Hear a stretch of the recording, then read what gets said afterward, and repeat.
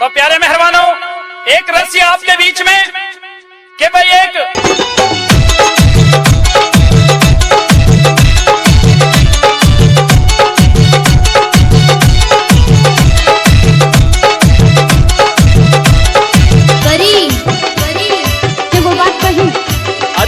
मना कइले पर मनबू हमरा के सुनही के बा बोला का कहत करी घमे घमे काम हमर जोर गइल चाम। अरे कहां जरल बाबू करी घमे घमे काम हमर जोर गइल चाम। ले ले आइता किरमिया गोराए वाला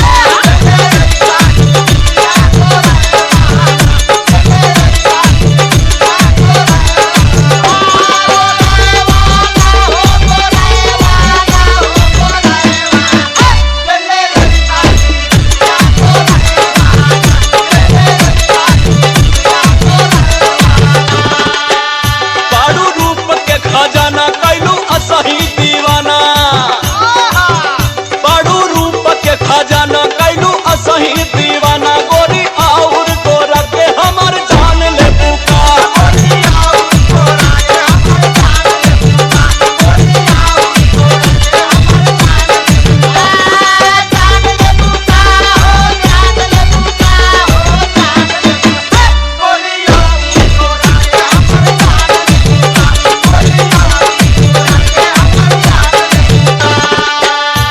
अच्छा, जब लियावे के भला तबे हम गोर तो गलो के लगली। हां, इससे पहले तो कबो ना कहत रहला कि हम गोर हई, हम सुंदर हई।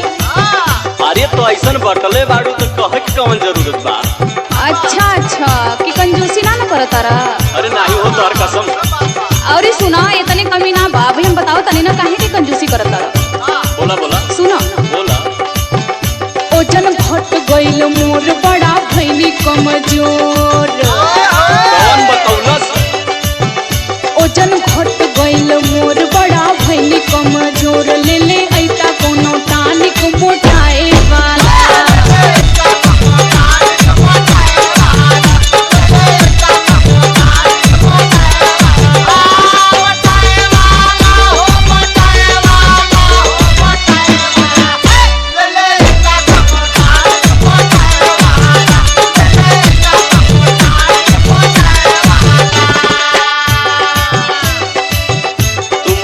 के फेरा में पड़ल हो और का तोहार वजन वैसे ही बढ़ गइल बा और मोटाए के कहतड़ू। अरे तो हमरे चली ना जाता, देखो तारा ना गिर जाता ली।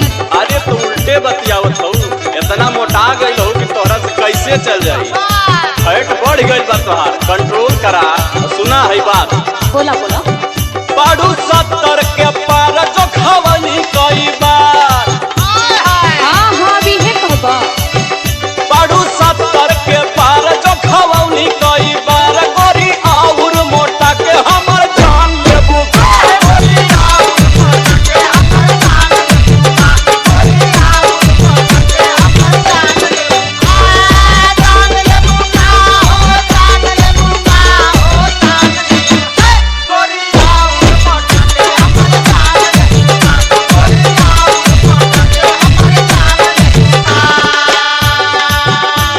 अच्छा छोड़ा, कुछ न करबा, हम जाना कि तोके कुछ न करबा। अच्छा तो के करत? लेकिन एगो बात कही। बोला। वो तो जरूरी कर दे बहा ना। अरे तो हम ही करतानी ना कि गांव जवार करत हो।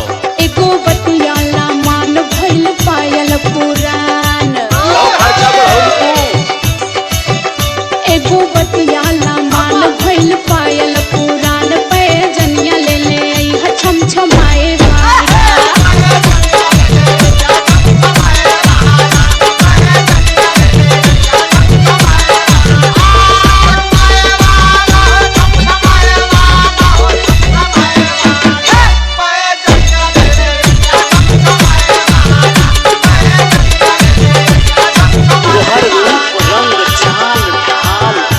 सही जान मार बा और ऊपर से काहे इतना टिटी में बतियाओ, तू तो हमार जाने ले बुका। अच्छा